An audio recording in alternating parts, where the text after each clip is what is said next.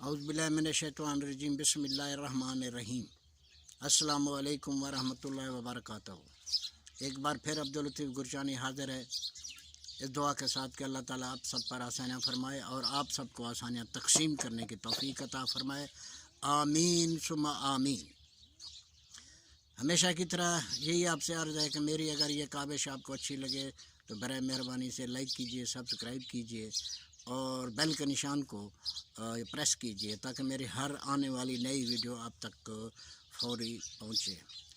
असल में मेरा मकसद ये होता है क्योंकि मैं एक आम आदमी और आम आदमी ही की बात करता हूँ। आज एक छोटा सा मौजू लेके मैं आपकी खिदमत में हाज़िर हुआ हूँ। आज हमने बात करनी है अपने पुराने आकाओं की। तो आप ये सोच रहे होंगे कि पुराने आका कौन हैं, क्योंकि पुराने आका तो वो थे जो चले गए।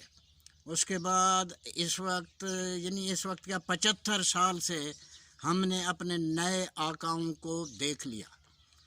अब पुराने आकाओं का मेरा मकसद ये है कि मैं ब्रिटिश दौर की बात कर रहा हूँ। अब उनमें कम से कम वो जालिम थे जो भी थे, लेकिन उनमें एक बात पे तो उनको आप सबको दाद देना पड़ेगी कि वो धड़ल्ले से कहते थे कि आप हमारे ग़ुलाम हैं, हम आपके आका हैं। लेकिन जो ये 75 साल से हमारे आका बने हुए हैं, लेकिन ये जो जब आते हैं या जो भी है हर वक्त कहते रहते हैं कि जी हम आपके खादिम हैं। कोई खादिम पाकिस्तान है, कोई खादिम पंजाब है। बहरहाल ये कहते तो हैं कि हम आपके खादिम हैं, लेकिन अगर आप इनके कामों पे गौर करें, इनकी मेहरबानियों पे गौर करें तो ये सिर्फ़ ज़बान से तो हमें कहते हैं कि आपको कहते हैं कि हम आपके खादिम हैं। दरअसल ये हमारे हाकिम बनते हैं, और हाकिम ये कि हमारे ये काम जो भी करते हैं उससे ज़ाहिर होता है कि ये हमारे आका हैं।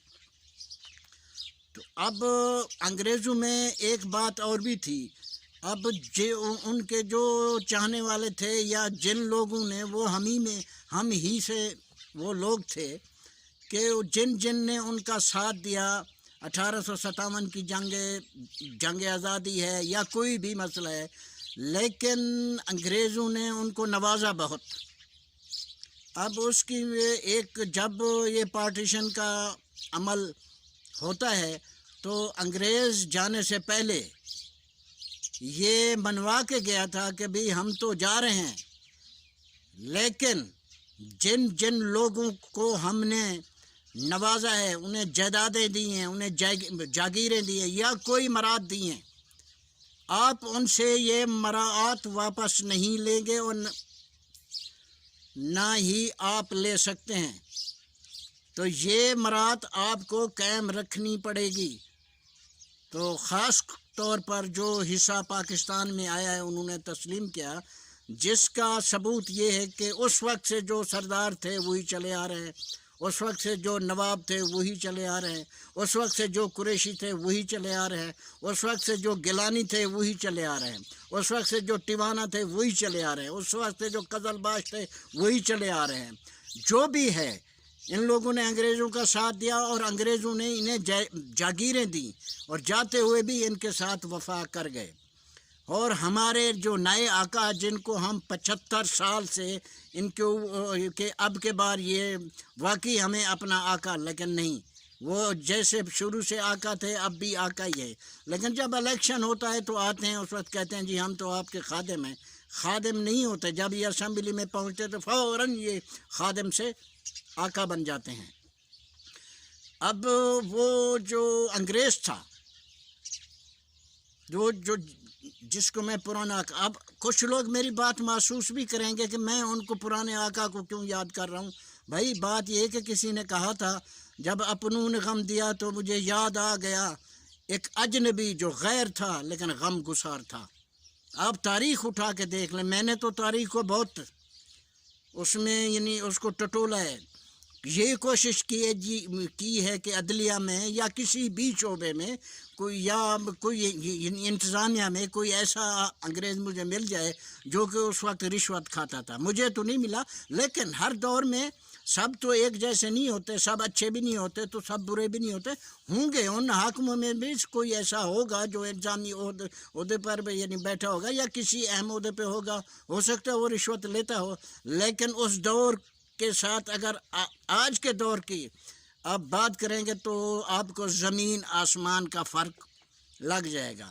تو میں تو الحمدللہ ہم آزاد ہیں. آزادی کا ایک سانس بھی بہت قیمتی ہوتا ہے. الحمدللہ میں بھی پاکستانی، مجھے بھی اپنی آزادی سے پیار ہے اور اپنے ملک سے پیار ہے.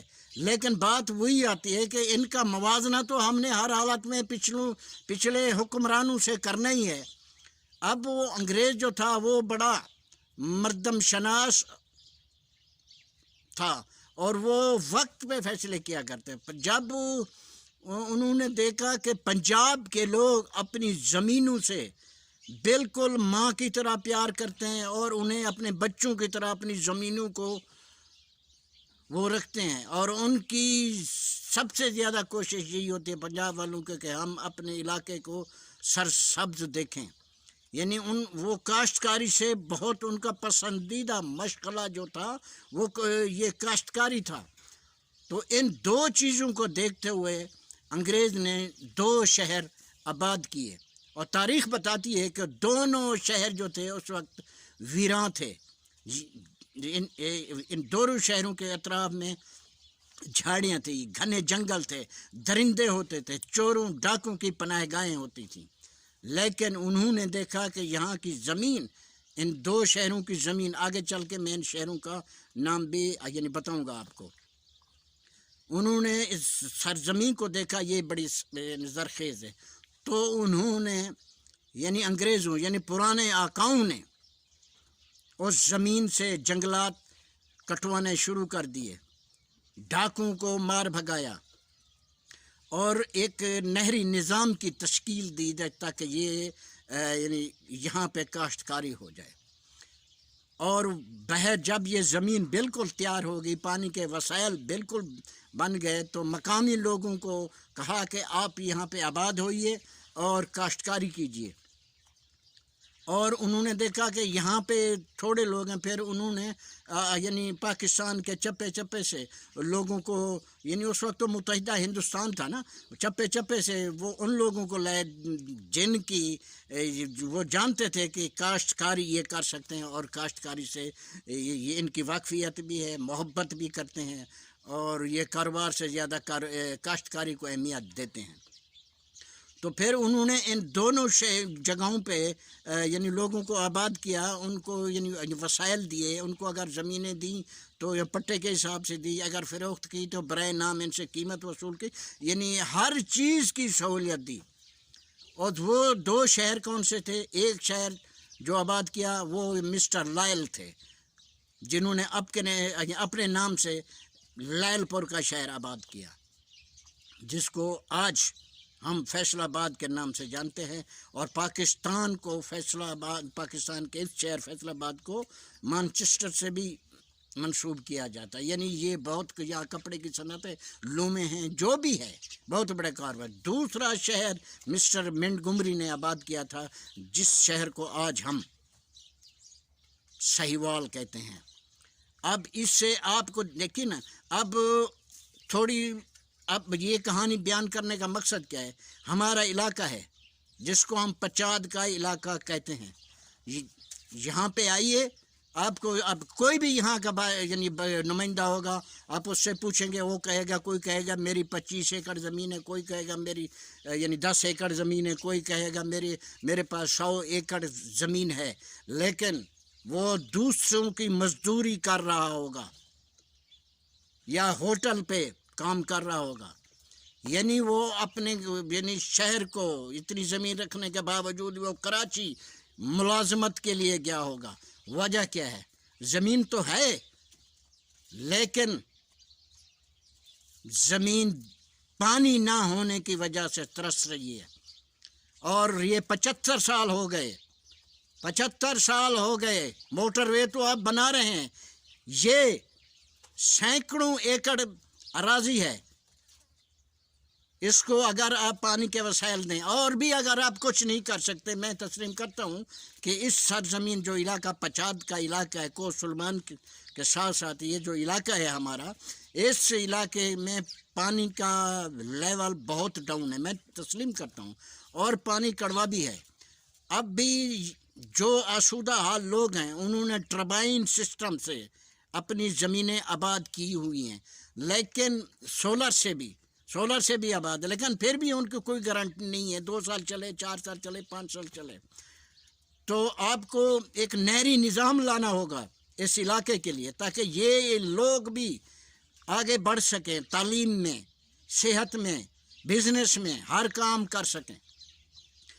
और अगर आप पानी, उस पानी का भी आप अगर कि कोई नहर के हिसाब से पानी वहाँ से नहीं ला सकते, जो कि हमारे इस इलाके का शायद वो आप हक नहीं समझते, तो ठीक है। लेकिन जो ये सैलाब आता है, ये जो सैलाबी रेला आता है, जो पहाड़ों के ऊपर बारिश होती है 2010 में और यानी हालिया यानी सैलाब में कितना जानी माली नुकसान हुआ, अगर इसको भी आप एक तरतीब कर दें, छोटे छोटे डैम बना दें, यहाँ बिजली भी पैदा हो सकती है, लोग ज़मीनें भी आबाद कर सकते हैं। लेकिन आपको ये नहीं चाहिए, आपको तो अपर पंजाब चाहिए। इसमें सबसे ज़्यादा कसूरवार वही लोग हैं जिन्हें हम अपना MNA MPA बना कर भेजते हैं। वो हमारे लिए जो पानी की आवाज़ें क्यों नहीं लगाते? आज भी अगर कोई अहले दर्द है वो जाके वहाँ देखे, आज भी लोग बारिशी पानी से एक यानी जौहर जिसको कि हम लोग यानी तला कहते हैं, वो भरे हुए, वहाँ से जानवर भी पानी पीता है, इंसान भी वहीं से पानी पी रहा है, और कीड़े मकोड़े भी उसी में हैं। लेकिन वो आज भी इस दौर में भी जहाँ आप मिनरल वाटर पी रहे हैं, वहाँ आज भी लोग जौहरों से पानी पीने, जौहर से पानी पीने के लिए मजबूर हैं। वो अपने इंसानों तो क्या, अपने मवेशियों का पानी भी पूरा नहीं कर सकते।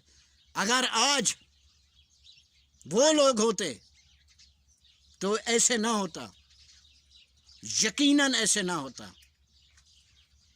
तो इससे बढ़ के मैं बस यही मैंने आपसे आज गुजारिश करनी थी कि खुदारा जिनको आप वोट दे के भेजते हैं उनको कहिए हमें कुछ नहीं चाहिए, आप हमें खाना नहीं दे सकते, आप हमें रोटी नहीं दे सकते, लेकिन इस मसाइल के लिए आवाज़ उठाइए, गरीबों के लिए आवाज़ उठाइए। अल्लाह ताला आप सबको खुश रखे, सोने रब दे वाले।